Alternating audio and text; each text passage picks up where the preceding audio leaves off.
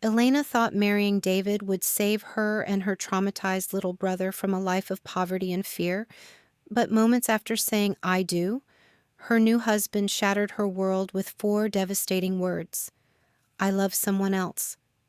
What she didn't know was that dangerous men were already circling, ready to use her as a pawn in a deadly game of debt and revenge. But when the most feared man in the city stepped out of the shadows to protect her, Elena discovered that sometimes salvation comes from the most unexpected places, and that the heart of a monster might be exactly what a broken family needs to heal. The wedding dress would be ruined by blood before the night was over, and by morning, Elena would have to choose between the safety she'd always craved and a love so dangerous it could destroy them all. Subscribe and tell me where you're watching from, because this story of betrayal, protection, and forbidden love is about to take you on a ride you'll never forget. The alarm clock buzzed at 4:30 in the morning, cutting through the silence of Elena's tiny apartment. She rolled over and turned it off quickly, not wanting to wake Mateo. Her little brother slept in the bed beside hers, his small body curled under a thin blanket. Elena sat up and rubbed her eyes. Today was her wedding day. After months of planning and worrying, she would finally marry David. It meant safety for her and Mateo. It meant no more late-night knocks on the door from debt collectors. It meant a real home. She tiptoed to the kitchenette and started the coffee maker. The apartment was so small she could see everything from where she stood. Two beds pushed against opposite walls. A table with two chairs. A tiny refrigerator that hummed too loudly. This place had been home for 3 years, ever since their parents died in the car accident. Elena opened Mateo's school backpack and checked inside. His inhaler was there, along with his homework folder and lunch money. She always packed his bag the night before, but she checked it every morning anyway. Mateo needed his inhaler for his asthma, and she couldn't take any chances. Mateo stirred in his bed and opened his eyes. He looked at her with the same worried expression he'd worn for months. He hadn't spoken a word since the accident. The doctor said it was normal for children to go quiet after trauma. They said he would speak when he was ready. "Good morning, sweetheart," Elena whispered. She sat on the edge of his bed and smoothed his dark hair. "I'm getting married today. Remember? We talked about this." Mateo nodded but didn't smile. He never smiled anymore. "David is going to take good care of us," she continued, trying to sound confident. "We'll have a bigger place to live. You'll have your own room with toys and books." The truth was, Elena barely knew David. They'd met at the diner where she worked. He was a customer who came in every Tuesday for coffee and pie. He was quiet and polite. He always left a good tip. When he asked her to marry him after only 6 weeks of dating, she said yes because she needed the security. Elena got up and pulled her wedding dress from the tiny closet. It was a simple white dress she'd bought at a discount store. Nothing fancy, but it was clean and pretty enough. She laid it on her bed and looked at it for a long moment. "This is the right thing to do," she told herself quietly. Mateo sat up in bed and watched her.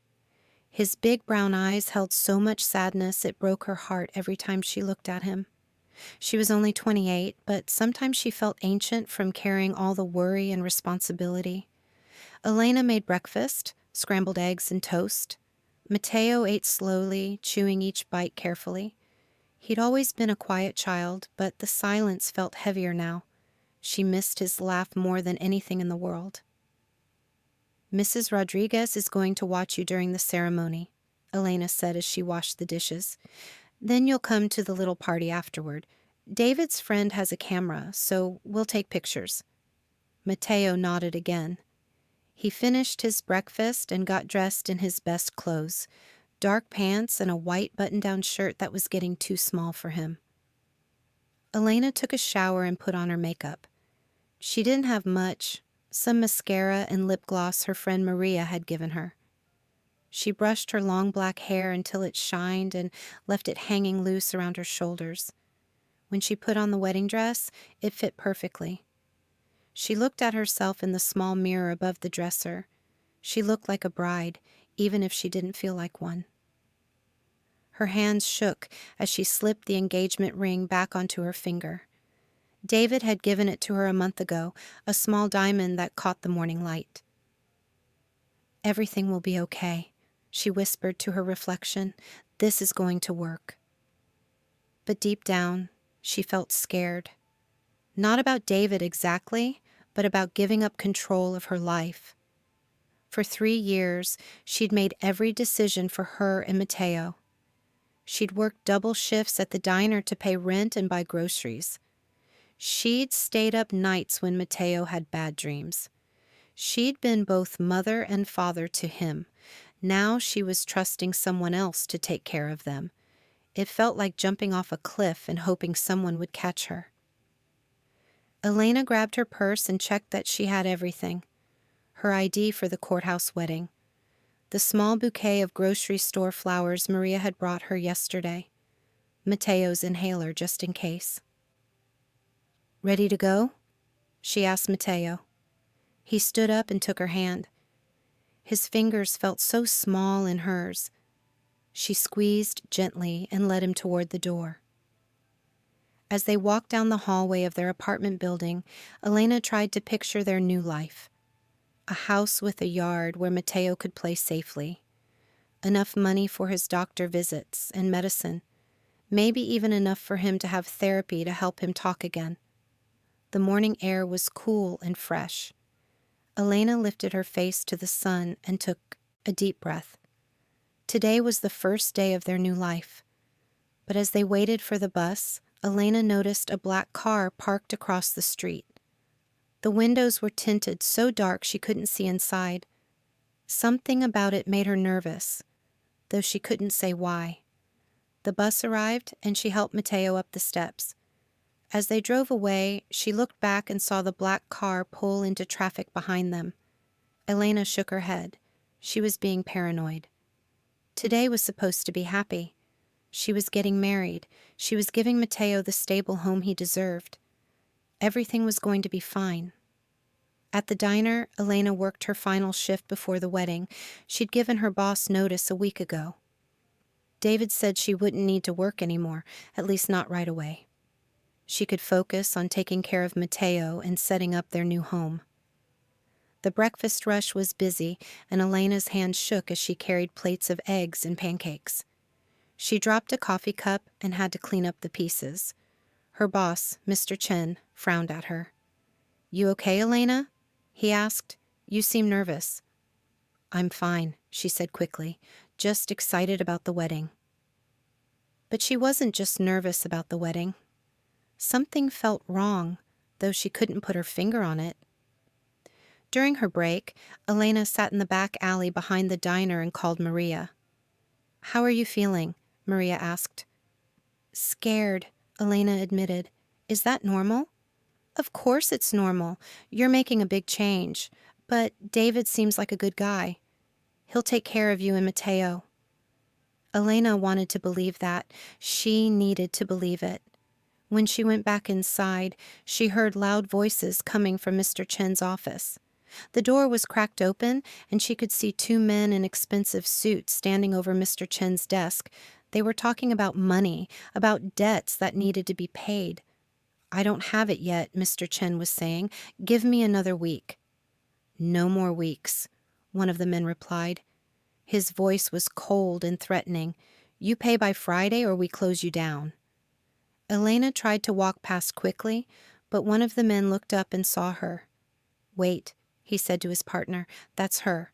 That's Elena Marquez." The other man looked at Elena with sharp, calculating eyes. Well, well, David's little bride. Elena's blood turned to ice. How did these men know about her wedding? How did they know David? "You better hope your husband is smarter with money than his past choices suggest," the first man said to her. Elena hurried away, her heart pounding. She grabbed her purse from behind the counter and told Mr. Chen she had to leave early for her wedding. Outside, she looked around nervously. The same black car from the morning was parked down the street. As she walked toward the bus stop, the car started its engine. Elena walked faster. The car followed slowly, staying about a block behind her. She ducked into a convenience store and waited by the window. The car pulled up to the curb and stayed there. Elena's phone buzzed with a text from David. "See you at the courthouse at 2 Ascalm. Can't wait to start our new life together." She stared at the message. Those men in the diner had known David's name. They'd talked about his past choices with money. What had David gotten himself into? And what did it mean for her and Mateo? Elena left the convenience store through the back exit and took a different route to Mateo's school. She kept looking over her shoulder, but she didn't see the black car again. At the school, she found Mateo sitting alone in the aftercare room, drawing pictures with crayons. He looked up when she came in and gave her a small smile. The first real smile she'd seen from him in weeks. "Ready to go to the wedding?" she asked, trying to sound cheerful. Mateo nodded and packed up his crayons. As they walked out of the school together, Elena noticed another black car parked across the street from this one. Different license plate, but the same tinted windows. Elena's mouth went dry. Someone was watching them. Someone knew their routine, their schedule, their plans.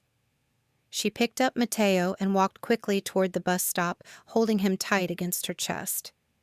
He was getting too big to carry, but she needed to feel him close and safe. On the bus ride to the courthouse, Elena tried to calm down. Maybe she was overreacting. Maybe those men at the diner had nothing to do with David. Maybe the cars were just a coincidence. But deep in her gut, she knew something was wrong. The question was whether it was too late to do anything about it. Elena looked down at Mateo, who had fallen asleep in her arms. His face was peaceful for once, without the worry lines that had become permanent since their parents' death. She'd do anything to keep him safe, even marry a man she barely knew.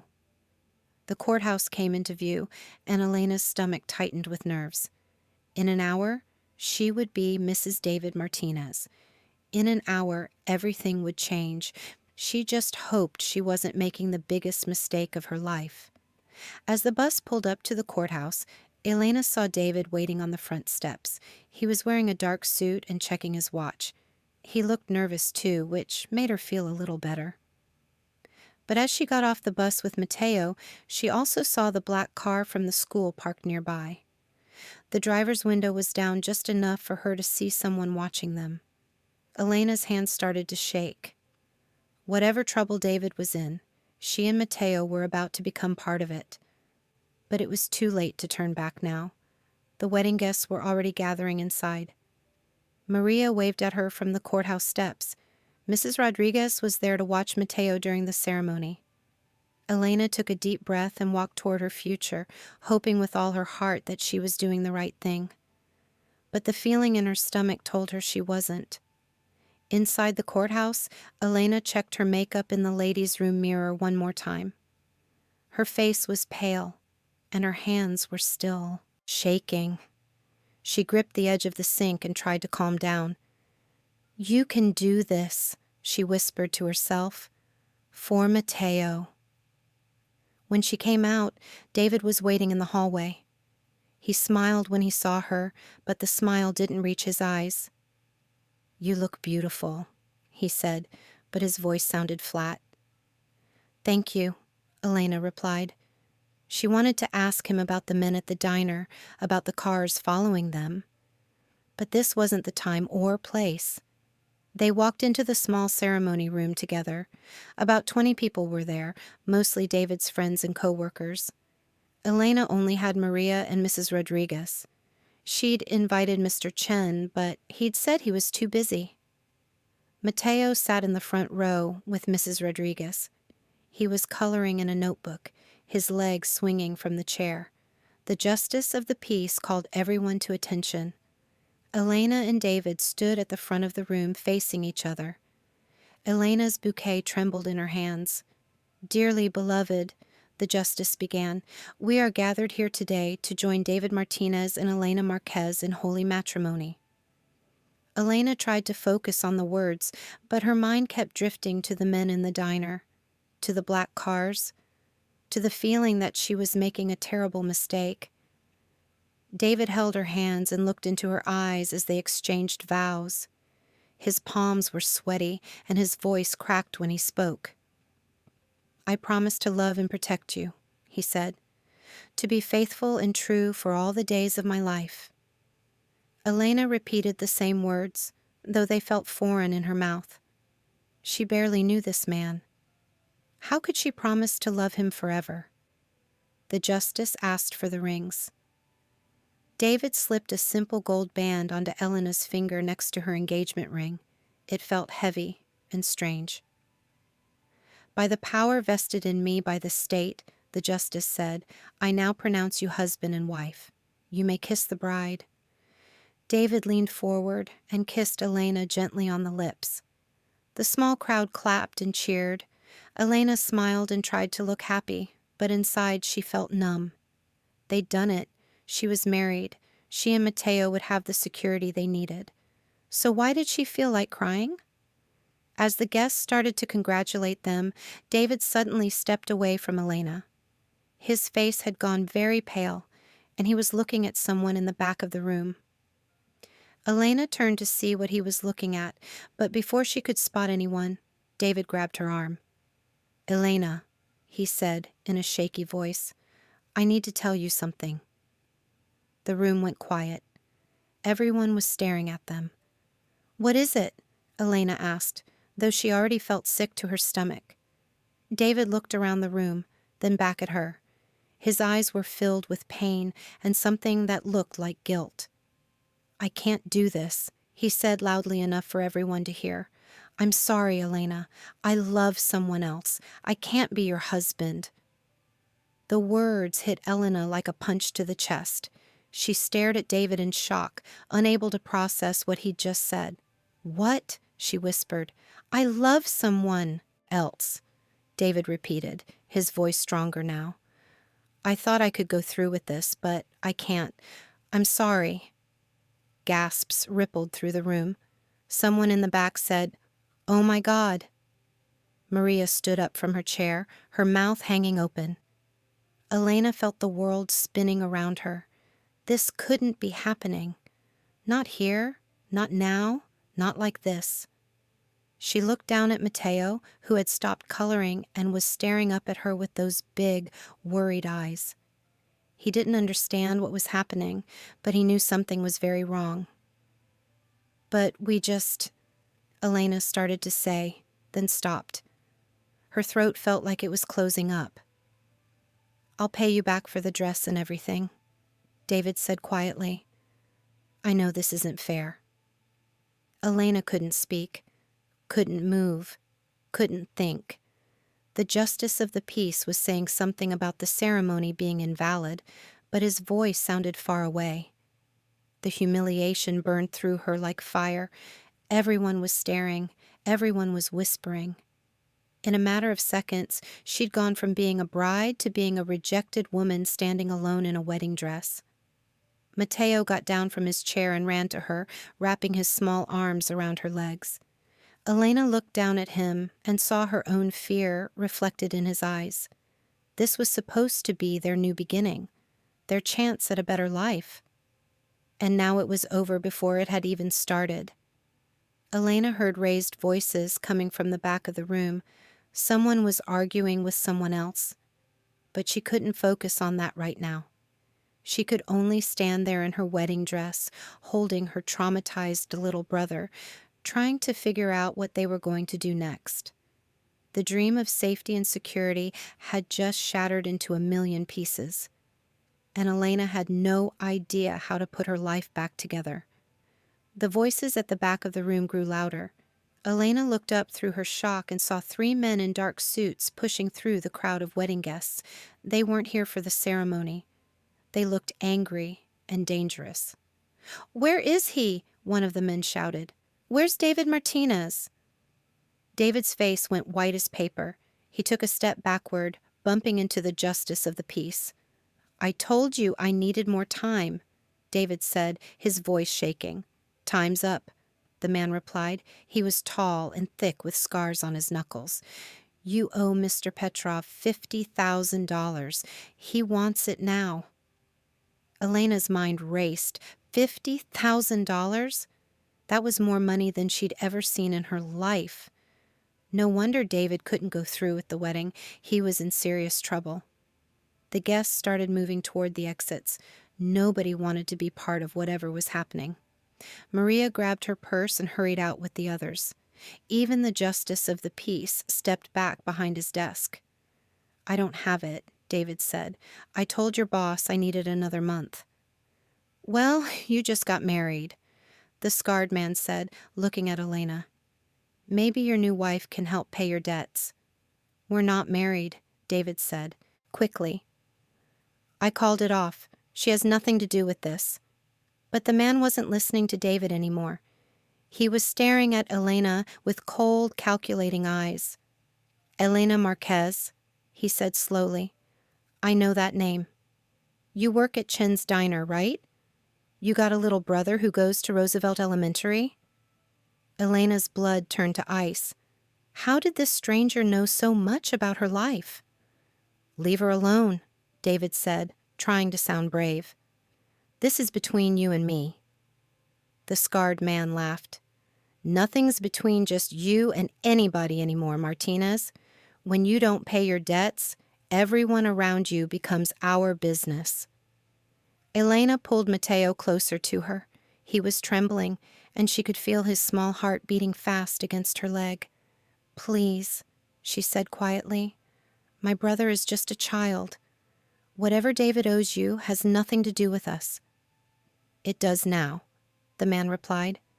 "See, we've been watching you for weeks. We know David was planning to marry you for your clean credit and your steady job. We know you take care of that kid all by yourself.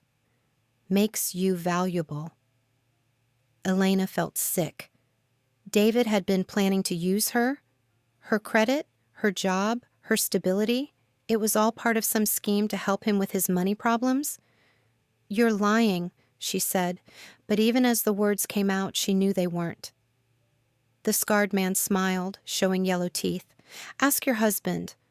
"Oh, wait, he's not your husband anymore, is he?" Elena looked at David, hoping to see denial in his eyes. Instead, she saw guilt and shame. "Elena, I can explain," David started to say. But before he could finish, the courthouse doors opened again. This time, a different kind of man walked in. He was tall and lean, wearing an expensive black suit that fit him perfectly. His dark hair was styled neat and professional, but it was his eyes that made Elena's breath catch. They were the coldest, most dangerous eyes she'd ever seen. The three men who'd been threatening David immediately went quiet. The scarred man actually took a step backward. "Gentlemen," the newcomer said in a voice that was soft but somehow terrifying, "I think there's been a misunderstanding." Elena recognized that voice. It was calm and controlled, but underneath it was pure steel. This man was used to being obeyed. "Mr. Vitale," the scarred man said nervously, "we didn't know you were... We weren't expecting... I'm sure you weren't." "The man," Mr. Vitale replied. He walked slowly toward the front of the room, his eyes never leaving the three intruders. "But here I am." Elena had never heard the name Vitale before, but clearly these men knew exactly who he was, and they were scared of him. "This is just a simple debt collection," the scarred man said, trying to sound casual. "Nothing that concerns your family." "Everything in this city concerns my family," Mr. Vitale said quietly, "especially when it involves terrorizing innocent people in public places." Elena stared at this stranger who had just walked into her nightmare. He looked like he belonged in a boardroom or an expensive restaurant, not a courthouse wedding gone wrong. But there was something about the way he held himself, the way he spoke, that told her he was more dangerous than all three of David's creditors combined.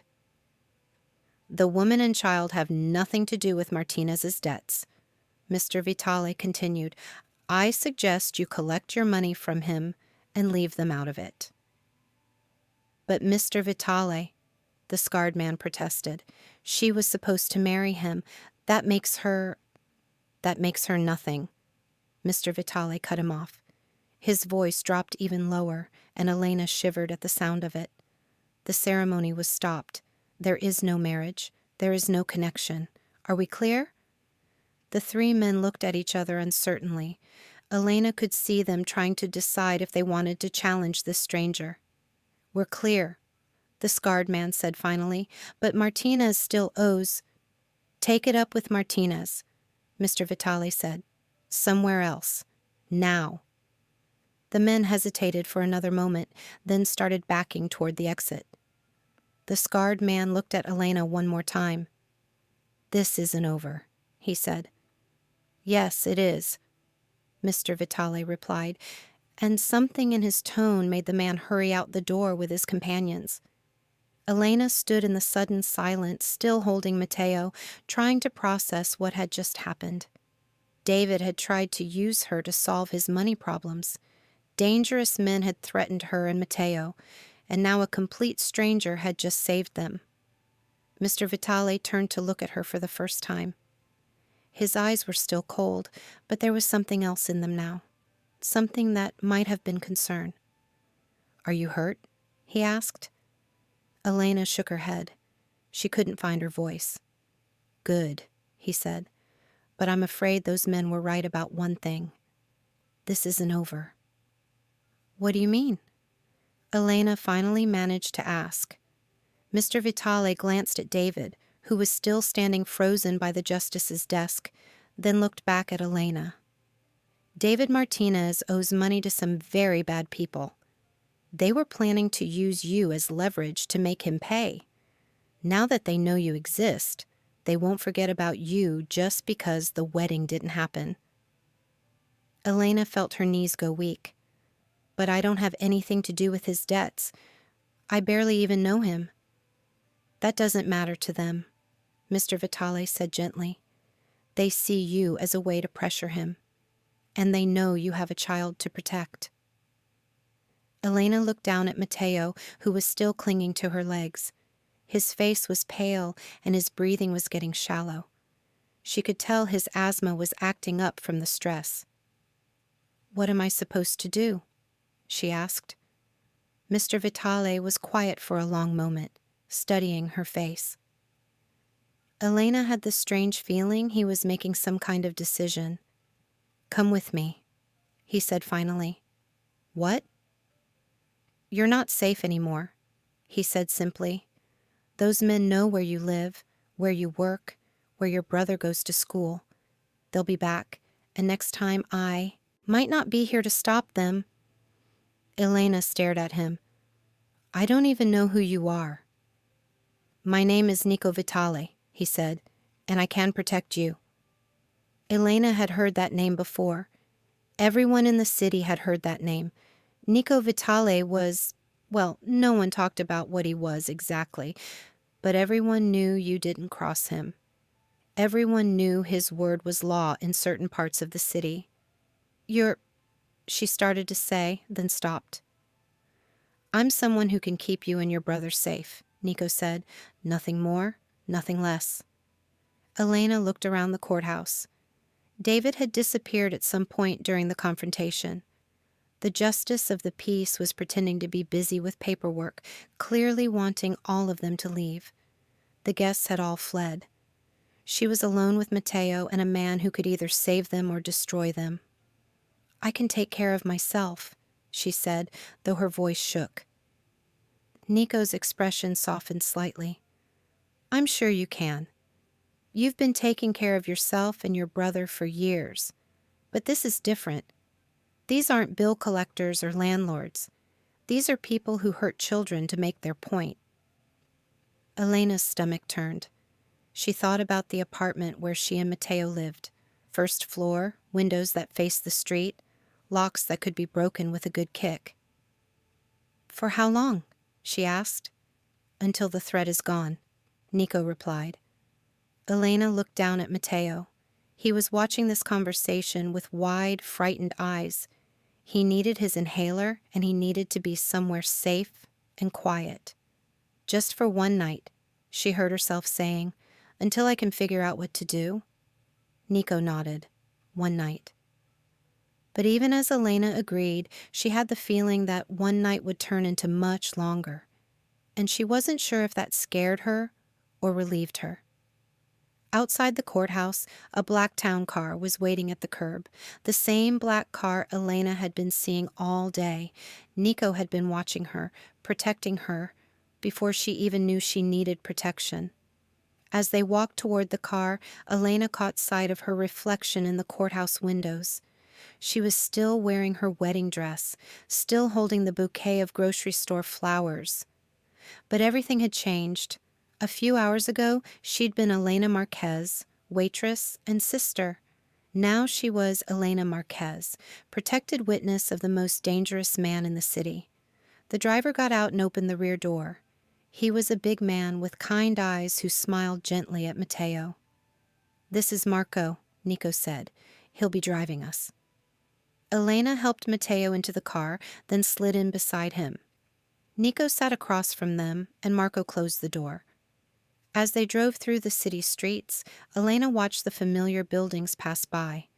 Her apartment building, the diner where she worked, Mateo's school. Her whole life was in this neighborhood, and now she was leaving it behind. "Where are we going?" she asked. "Somewhere safe," Nico replied. Elena wanted to ask more questions, but Mateo was leaning against her, his breathing still shallow. She dug through her purse until she found his inhaler and helped him use it. "Better?" she whispered. Mateo nodded and curled up against her side. Within minutes he was asleep, exhausted from the stress and fear. Elena stroked his hair and looked out the window. They were driving through a part of the city she'd never seen before. Big houses with iron gates and perfect gardens. This was where wealthy people lived, far away from cramped apartments and broken locks. "He's been through a lot," Nico said quietly, watching Mateo sleep. "Our parents died 3 years ago," Elena explained. "Car accident. Mateo hasn't spoken since." Nico's face darkened. "He's lucky to have you." "I'm all he has," Elena said. "That's why I agreed to marry David. I thought it would give us stability, security. I thought—" She trailed off, embarrassed by how naive she'd been. "You thought you were doing what was best for your brother," Nico said. "There's no shame in that." Elena looked at this dangerous man who was speaking so gently about her situation. She didn't understand him at all. The car turned through a set of tall iron gates and drove up a long, winding driveway. At the end was a house that looked more like a palace to Elena. It was white stone with tall columns and dozens of windows. Gardens stretched out on both sides, perfectly maintained and beautiful. "You live here?" Elena asked. "Yes," Nico said simply. The car stopped in front of the main entrance. Marco got out and opened Elena's door, helping her and the sleeping Mateo out of the car. Elena stood at the bottom of the front steps, still in her wedding dress, holding her little brother. She felt like she was in a dream. This morning she'd been making eggs in a tiny kitchen. Now she was standing in front of a mansion. "Come," Nico said, leading them up the steps. "Let's get you both settled." The front door opened before they reached it. An older woman with gray hair and a kind face stood waiting for them. She was wearing a simple black dress and had the bearing of someone who'd been running households for decades. "Mrs. Antonelli," Nico said, "we have guests. They'll be staying in the blue suite." Mrs. Antonelli looked at Elena with gentle, understanding eyes. "Of course, Mr. Vitale. I'll prepare everything right away." Elena followed them into the house, her footsteps echoing on marble floors. The entryway was bigger than her entire apartment. Crystal chandeliers hung from the ceiling, and oil paintings covered the walls. But as they walked deeper into the house, Elena noticed something strange. Every door they passed was closed. The hallways were quiet, almost empty. For such a big house, it felt oddly lonely. Mrs. Antonelli led them up a grand staircase to the second floor. She opened a door at the end of the hallway and showed them into a suite of rooms that took Elena's breath away. There was a sitting room with comfortable furniture and large windows, overlooking the gardens. A bedroom with a king-size bed and an antique dresser. A second, smaller bedroom that would be perfect for Mateo. And a bathroom with a marble bathtub bigger than Elena's entire kitchenette. "I'll bring up some clothes for both of you," Mrs. Antonelli said, "and something to eat. You must be hungry." Elena realized she hadn't eaten anything since breakfast. Her stomach was empty, but she'd been too nervous and then too shocked to notice. "Thank you," she said quietly. Mrs. Antonelli smiled. "The house can feel overwhelming at first, but you'll be safe here. Mr. Vitale doesn't make promises lightly." After she left, Elena set Mateo down on the smaller bed. He was still sleeping deeply, his face finally peaceful. She pulled off his shoes and covered him with a soft blanket. Elena walked to the window and looked out at the gardens. They were beautiful, but she noticed something else. Men in suits walking the perimeter. Security guards. This wasn't just a house, it was a fortress. She thought about her apartment, probably empty now. Her job at the diner, which she'd already quit. Her entire life, which had just been turned upside down. Elena touched the wedding ring still on her finger. David's ring, which meant nothing now. She pulled it off and set it on the dresser. A soft knock on the door interrupted her thoughts. Elena opened it to find Nico standing in the hallway, no longer wearing his suit jacket. He looked more human somehow, less intimidating. "How are you settling in?" he asked. "It's beautiful," Elena said honestly, "but I don't understand why you're helping us." Nico was quiet for a moment. "Those men would have hurt you to get to Martinez. I don't allow innocent people to be hurt in my city." "Is that what you do? Protect innocent people?" Nico's smile was sad and complicated. Among other things, Elena wanted to ask what those other things were, but she wasn't sure she was ready for the answer. "There's something else," Nico said. He reached into his pocket and pulled out a small frame. "I found this in my car. It must have fallen out of your purse." It was a picture of Elena and Mateo from the previous Christmas. They were sitting in front of a tiny tree in their apartment, both of them smiling. It was one of the few times Mateo had smiled since the accident. "Thank you," Elena said, taking the frame. "This is important to me." As Nico handed her the picture, their fingers brushed for just a moment. Elena felt a strange jolt of electricity, and she saw something flicker in Nico's eyes before he pulled his hand away. "Get some rest," he said, stepping back into the hallway. "Tomorrow we'll figure out what comes next." Elena closed the door and leaned against it. Her heart was beating fast, and not from fear this time. She looked at the picture in her hands, then at Mateo sleeping peacefully in the next room. For the first time in hours, they were truly safe. But safety had come with a price she didn't fully understand yet. Elena set the picture on the nightstand and began to unzip her wedding dress. As the white fabric pooled at her feet, she felt like she was shedding her old life completely. Tomorrow, she would have to figure out what her new life looked like. Tonight, she was just grateful to be alive. But as she settled into the impossibly soft bed, Elena couldn't stop thinking about the sadness she'd seen in Nico Vitale's eyes. He was protecting her and Mateo, but who was protecting him? Outside her window, the security guards continued their careful patrol of the gardens. And somewhere in the house, Elena could hear the faint sound of classical music playing. She closed her eyes and tried to sleep, but her mind kept spinning. In one day, she'd gone from bride to refugee to protected guest in a dangerous man's home. Elena had no idea what tomorrow would bring, but for tonight, she and Mateo were safe, and that was enough. Elena woke up to sunlight streaming through windows she didn't recognize. For a moment, she lay still, trying to remember where she was. Then it all came flooding back. The wedding, the threats, Nico Vitale's protection. She sat up quickly and looked toward the smaller bedroom. Mateo's bed was empty. Elena's heart started racing. She jumped up and ran to the door, still wearing the cotton pajamas Mrs. Antonelli had brought her the night before. "Mateo?" she called out, trying not to panic. She heard voices coming from downstairs, one deep and calm, the other high and excited. Elena followed the sound down the grand staircase and through the house until she found them. Mateo was sitting at a huge wooden table in what looked like a library.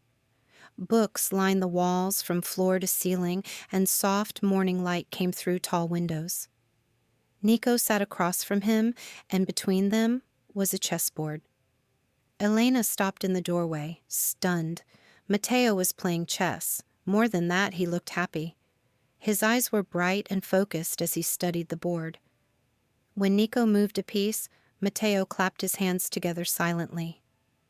"Good morning," Nico said, noticing Elena. "Your brother is quite good at this game." Elena walked closer, still amazed. "He's never played chess before." "Natural talent," Nico said with a slight smile. He moved another piece, and Mateo immediately responded with a move of his own. "He beat me twice already." Elena sat down in a chair nearby, watching them play. This was the most engaged she'd seen Mateo since their parents died. He was actually enjoying himself. "How long have you been up?" she asked. "About an hour," Nico replied, keeping his eyes on the board. Mateo was exploring the house. Mrs. Antonelli found him looking at the books. Elena felt a flush of embarrassment. "I'm sorry. He shouldn't have been wandering around your house alone." "Why not?" Nico asked, genuinely curious. "It's perfectly safe here, and he's welcome anywhere he wants to go." Mateo made another move, and Nico studied the board with a frown. "You're in trouble," Elena said, watching the game. "Yes, I am," Nico agreed. He moved his king, but Mateo shook his head and pointed to a different square. Elena laughed despite everything she'd been through. "He's trying to help you." "Your brother has a kind heart," Nico said softly. He followed Mateo's suggestion and moved his king to safety. Mrs. Antonelli appeared in the doorway carrying a breakfast tray. "Good morning, dear. I hope you slept well." "Very well, thank you," Elena said. "This is all so generous of you."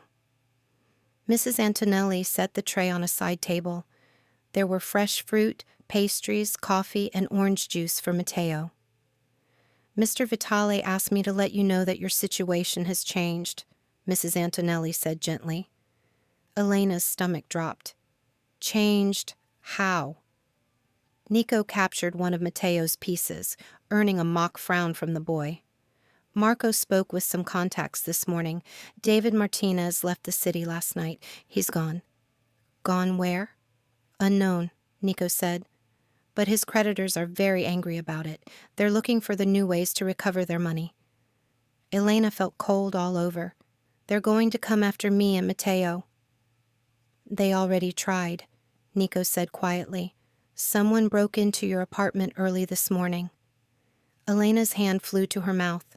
"What?" "Nothing was taken. They were looking for information about where you might have gone." Elena looked at Mateo, who was still focused on the chess game, not understanding the conversation happening around him. "I can't stay here," she said. "I can't put you in danger." Nico finally looked up from the chessboard. His dark eyes were serious, but not unkind. "You're not putting me in danger," he said. "I'm putting myself in danger by keeping you safe. There's a difference." "Why would you do that?"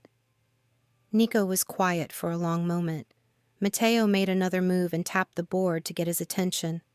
"Because some things are worth protecting," Nico said finally. Elena didn't know what to say to that. She watched him continue the chess game with Mateo, patient and gentle despite being one of the most feared men in the city. Marco appeared in the doorway, looking serious. "Boss, we need to talk." Nico nodded and stood up. "Mateo, can you wait here with your sister? I'll be right back to finish our game." Mateo nodded and started setting up the pieces for another round. Elena followed Nico and Marco into the hallway. "What is it?" Nico asked quietly. "Dario Russo's men were asking questions about the girl this morning," Marco said. "They know she's connected to you now." Elena's blood turned to ice. She'd heard the name Dario Russo before. Everyone had. He was Nico's biggest rival, and the two men had been fighting for control of different parts of the city for years. "How do they know?" Nico asked, his voice dangerously calm. "Someone saw you at the courthouse yesterday. Word travels fast." Nico ran a hand through his dark hair. "This complicates things." Elena stepped forward. "I'll leave. Right now. I'll take Mateo and we'll disappear. You won't have to worry about us anymore." Both men looked at her like she was insane. "Where would you go?" Marco asked. "You have no money, no car, no place to hide. Russo's people would find you in hours." "Then what am I supposed to do?" Elena asked, her voice breaking. Nico studied her face for a long moment. "You stay here, under my protection, until this is resolved." "For how long?" "As long as it takes." Elena felt trapped. She couldn't leave because it wasn't safe. She couldn't stay because it put Nico in danger with his enemies. "I don't understand why you're doing this for strangers," she said. Something painful flashed across Nico's face. "You're not strangers anymore." Marco's phone buzzed, and he checked it quickly. "Boss, we have another problem. Russo's men are at the kids' school asking questions." Elena's knees almost gave out. "They know about his school?" "They know everything," Marco said grimly. "Where you worked, where you lived, where the kid goes to school. They've done their homework." Elena sank into a chair in the hallway. This was all her fault. She'd agreed to marry David without really knowing him. She'd trusted him with her and Mateo's safety, and now they were all paying the price. "I'm sorry," she whispered. "I'm so sorry I brought this trouble to your house." Nico knelt down in front of her chair, bringing his eyes level with hers. "Look at me," he said gently. Elena forced herself to meet his gaze. "You didn't bring trouble here," Nico said. "Trouble found you. There's a difference. But now you're involved. Now you're at risk because of me." "I was at risk long before you came here," Nico said with a slight smile. "This is just Tuesday for me." Despite everything, Elena almost smiled back. "This isn't Tuesday for me." "I know," Nico said softly. "And I'm going to make sure you and Mateo get through this safely." Elena wanted to believe him, but she'd learned not to trust promises from men. David had promised to take care of her too. "What if you can't?" she asked. Nico's expression grew hard and determined. "I can. I will." Marco cleared his throat. "Boss, there's something else. Mrs. Chen called. Someone trashed the diner this morning. They were looking for information about Elena." Elena covered her face with her hands. Now innocent people were getting hurt because of her connection to David's problems. "This is all wrong," she said. "I should never have gotten married. I should have found another way to take care of Mateo." "You did what you thought was best," Nico said. "Any good sister would have done the same thing." Elena looked at him through her fingers. "How do you know what a good sister would do?" Nico's face went very still. "I had a sister once." The way he said it told Elena everything she needed to know. His sister was gone, and it still hurt him to talk about it. "I'm sorry," she said. Nico stood up and straightened his shirt. "Marco, I want extra security on all the entrances, and put someone on the school, just to be safe." "Already done, boss." "Good." Nico looked back at Elena. "You should eat something. Then we'll figure out the next step." Elena followed them back to the library, where Mateo had set up the chess pieces and was waiting patiently for another game. When he saw Nico, his face lit up. Elena's heart squeezed.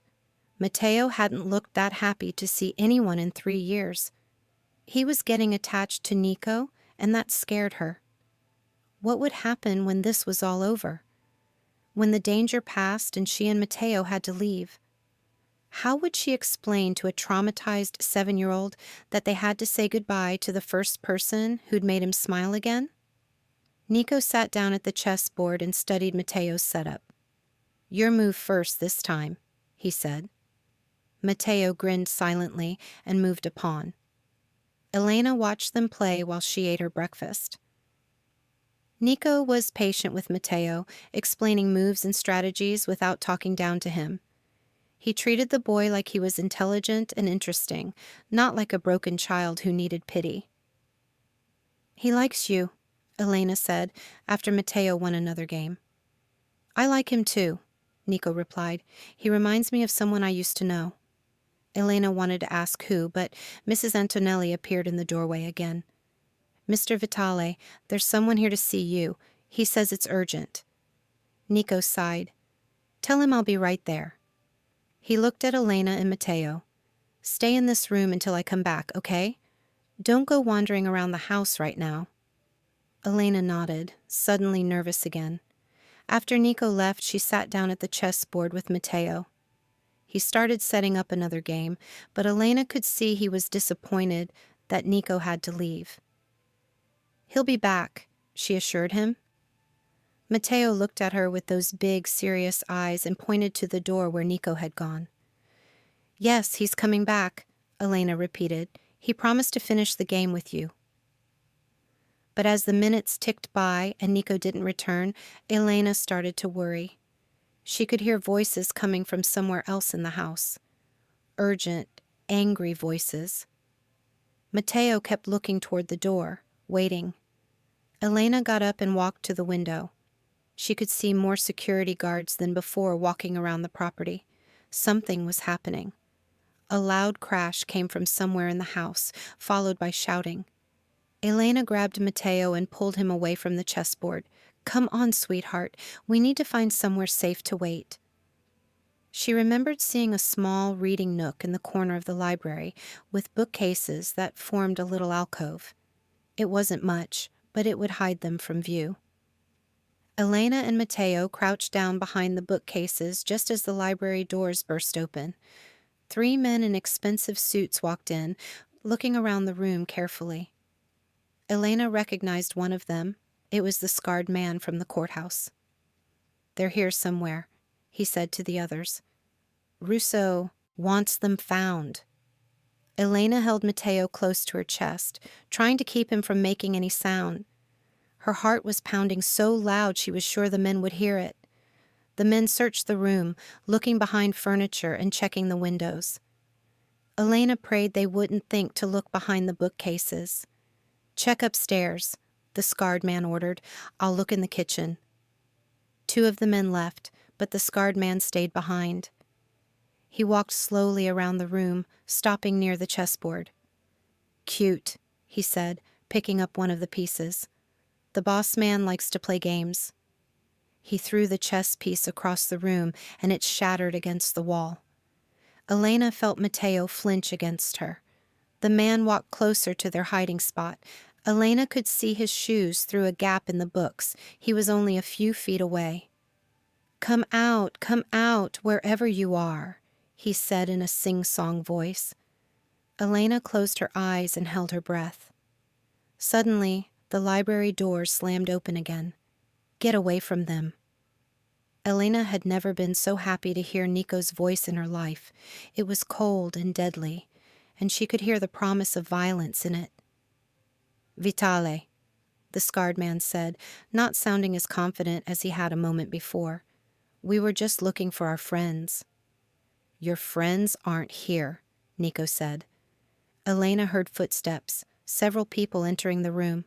Funny, the scarred man said, because we have it on good authority that you're hiding them. You have bad sources, Nico replied. Now get out of my house. Not without the girl and the kid. That's not going to happen. Elena heard the unmistakable sound of guns being drawn. She held Mateo tighter and tried to make herself as small as possible. You sure you want to go to war over some waitress and her brat? The scarred man asked. I'm sure I want you out of my house, Nico said calmly, right now.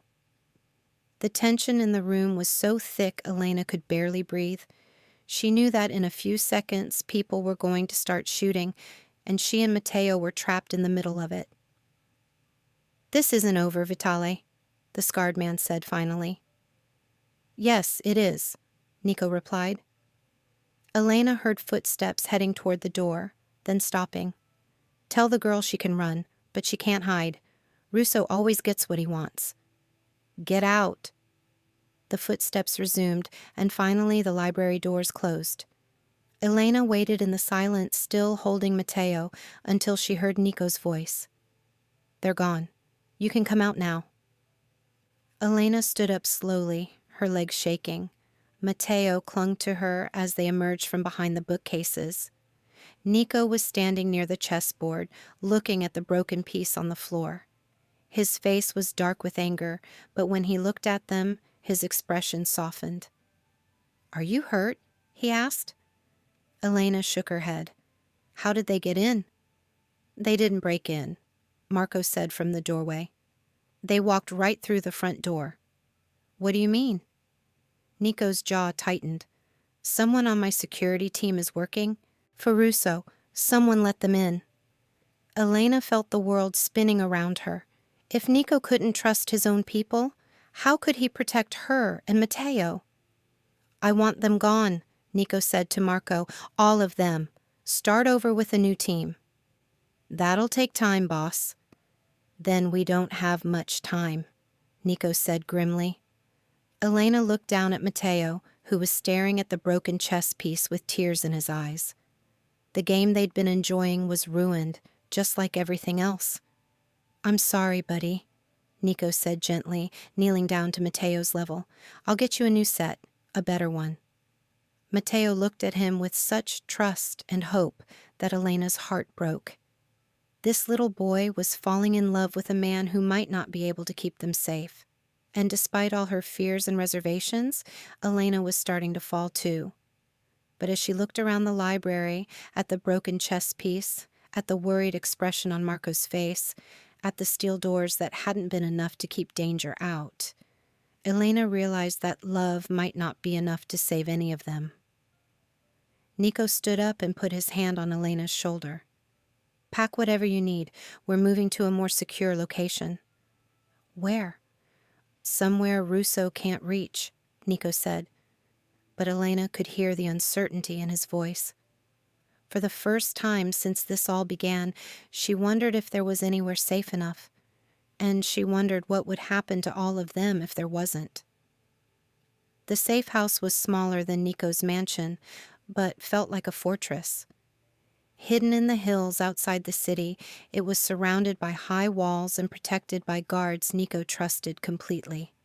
Elena and Mateo had been there for 2 weeks, and slowly, something like a routine had formed.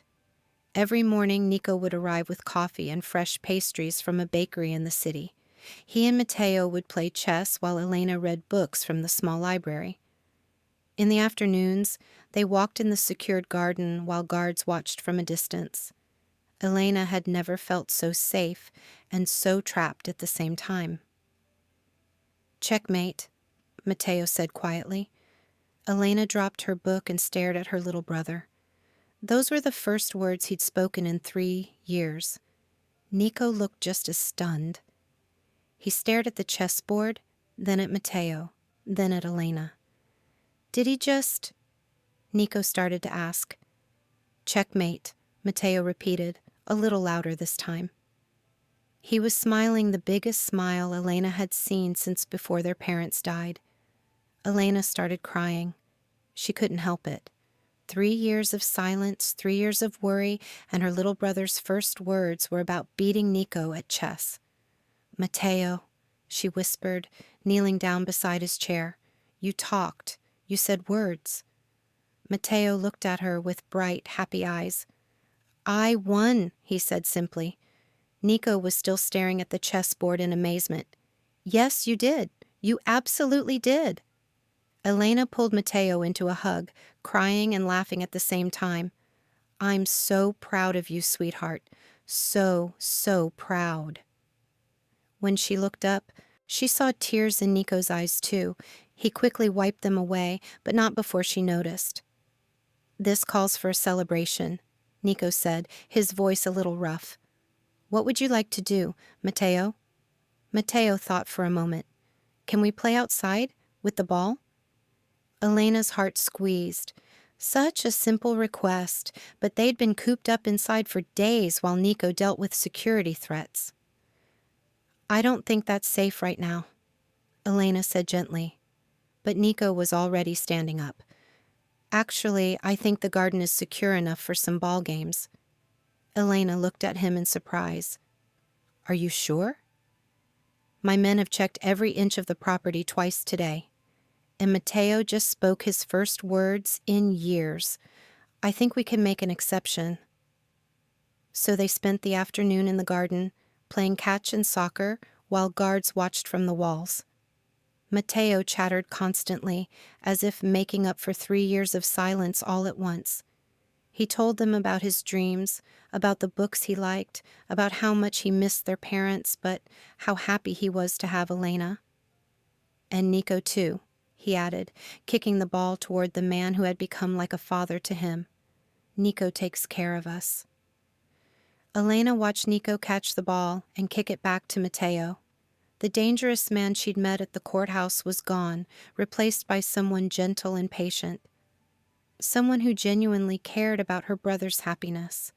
Someone she was falling in love with, no matter how hard she tried not to.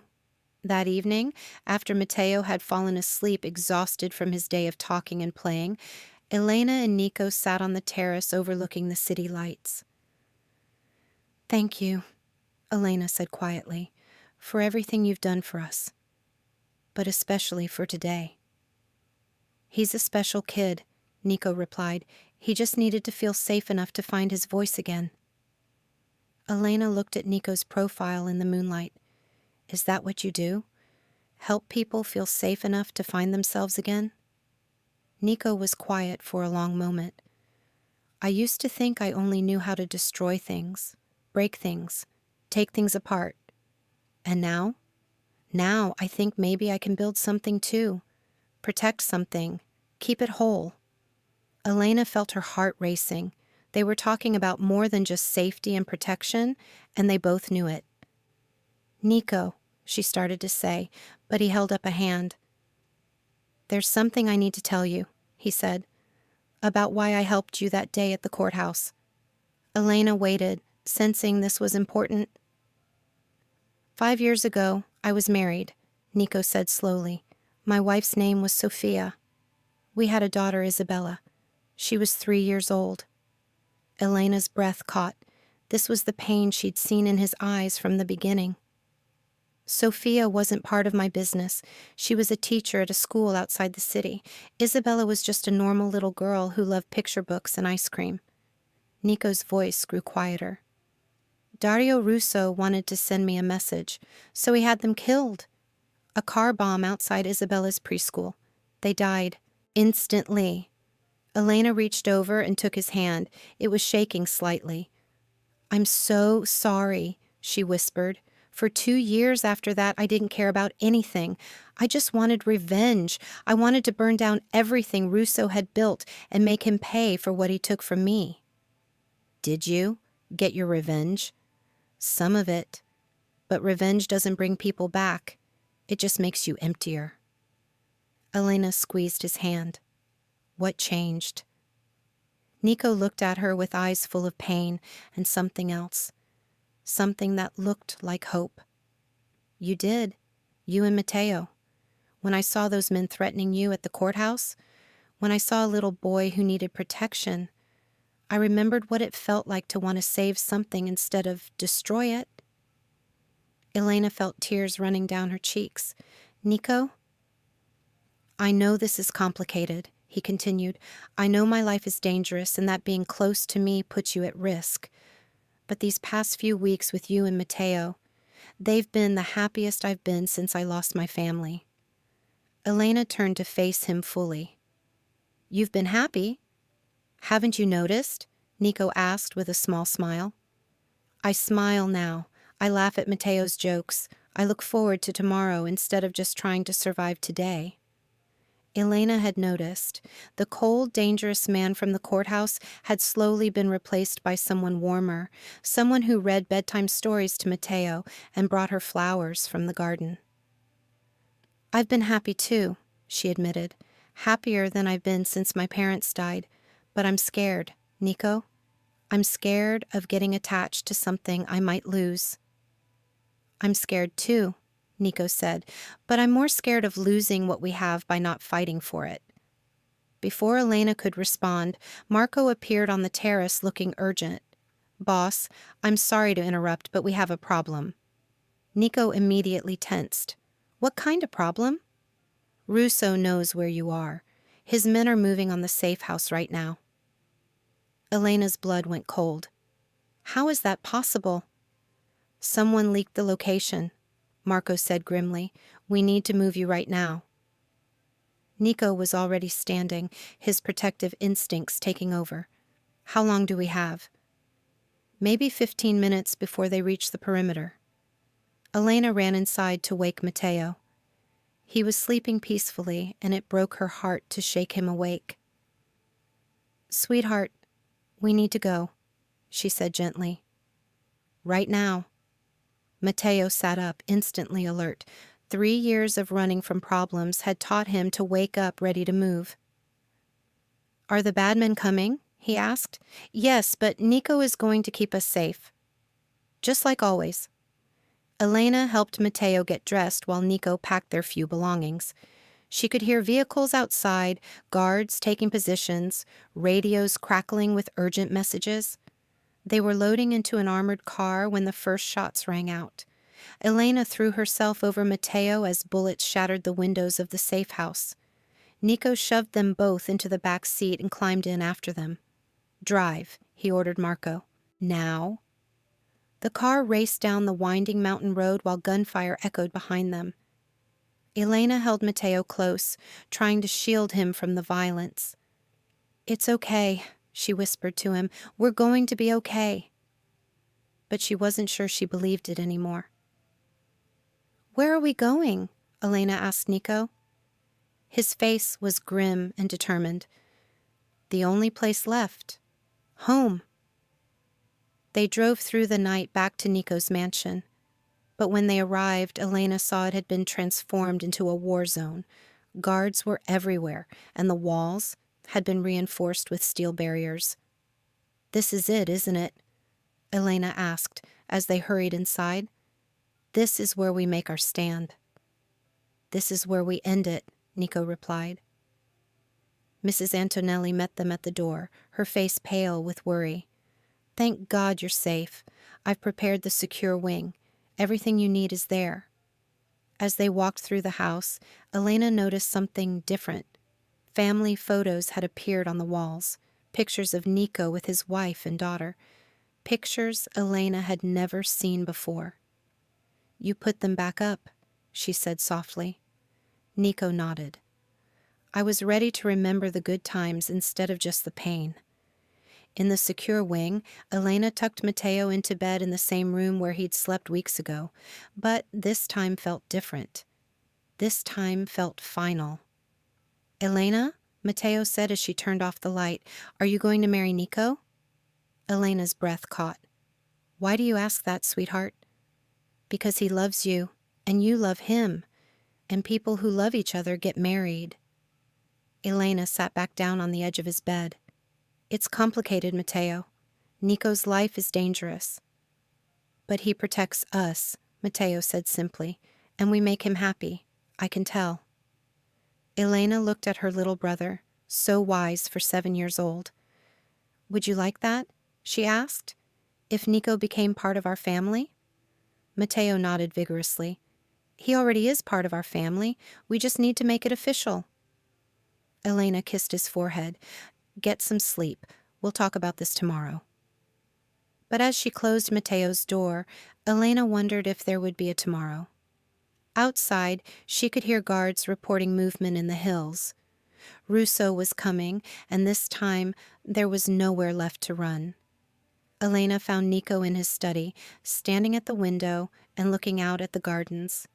He was wearing a bulletproof vest, and there was a gun on his desk. How bad is it? She asked. Bad, Nico admitted. Russo has twice as many men as I do, and he's willing to burn down everything to get to us. Elena walked over and stood beside him. Maybe I should surrender. Give him what he wants so this ends. Nico turned to her with fierce eyes. Don't even think about it. Russo doesn't just want you as leverage anymore. He wants to destroy everything I care about. Giving yourself up won't save anyone. Then what do we do? Nico was quiet for a long moment. We fight, we protect what matters, and we hope we're strong enough to win. Elena reached for his hand. Whatever happens, I want you to know something. What? Mateo asked me if I was going to marry you, she said with a small smile. Nico looked surprised. What did you tell him?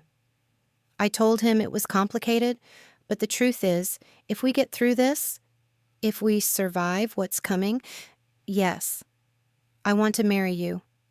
Not because I need protection or security, but because I love you. Nico pulled her into his arms and kissed her deeply. I love you too, both of you. You've given me back everything I thought I'd lost forever. A loud explosion in the distance interrupted them. Through the window, they could see fires burning in the hills.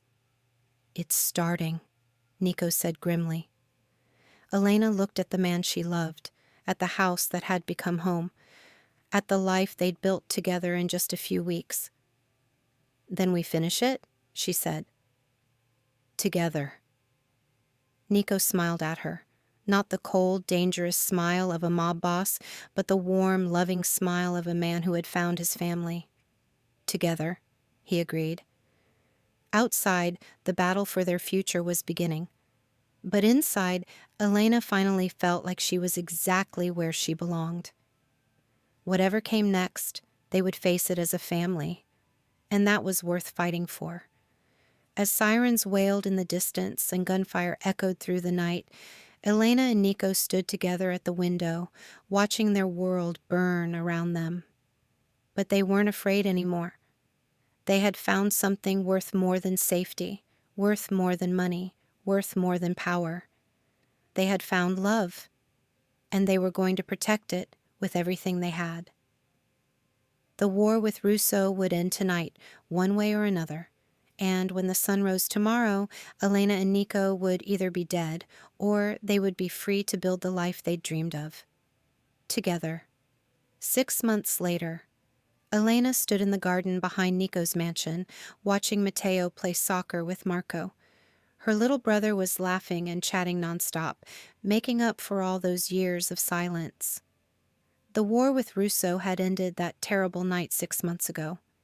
Nico's men had held the mansion while the police finally gathered enough evidence to arrest Russo and his entire organization. David Martinez had been found and testified against them in exchange for protection. It was over. Really, truly over.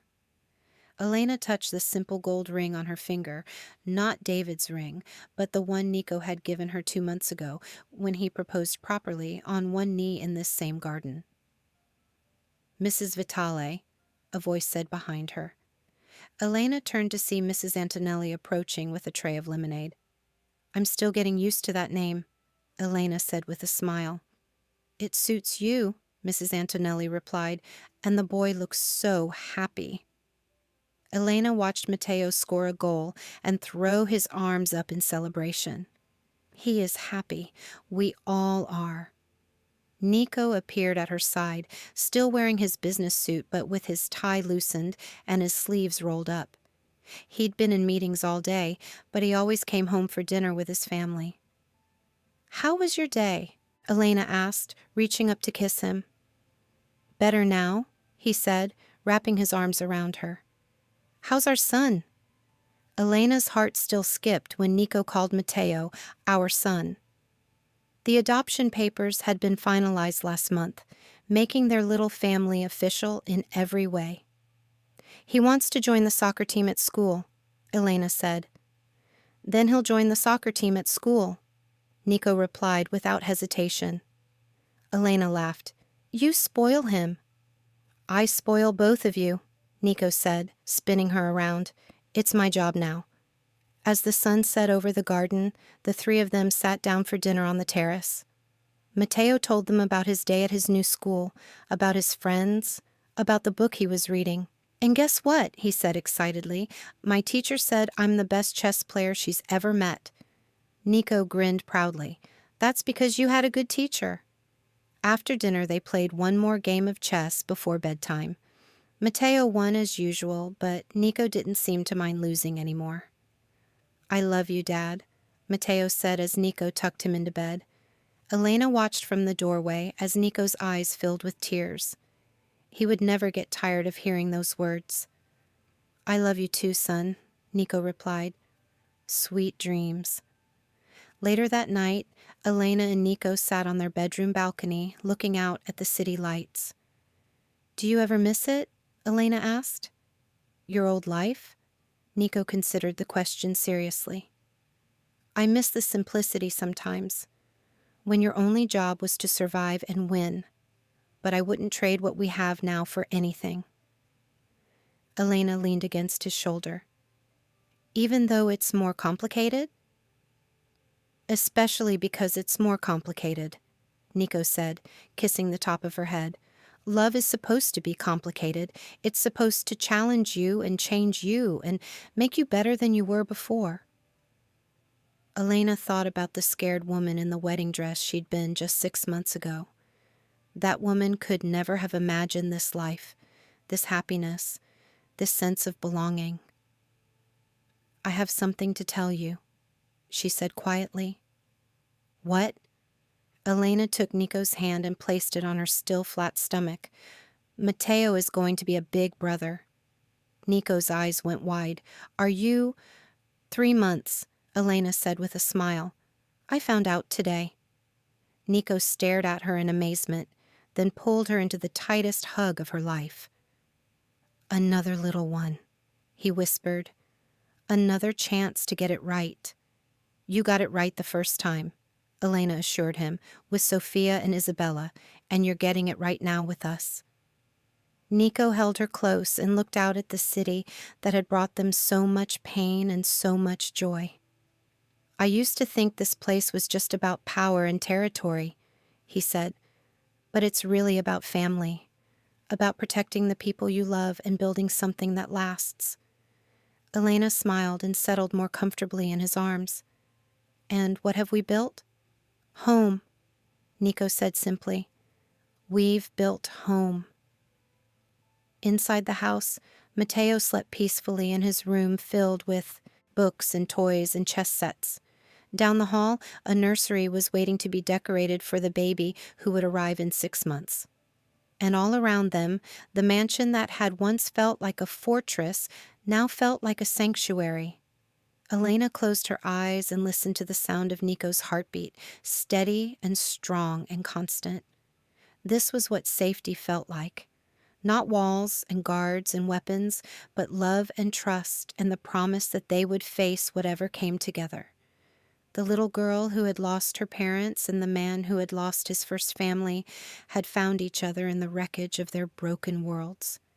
And together they had built something beautiful, something that would last, something worth fighting for. As the city settled into sleep around them, Elena and Nico held each other on the balcony and planned their future. Soccer games and school plays and birthday parties, bedtime stories and family vacations and quiet Sunday mornings. All the ordinary, extraordinary moments that make a life worth living. And in the morning, when Mateo ran into their room to tell them about his dreams, they would start another perfect, imperfect day as the family they had chosen to become, the family they would always be, home.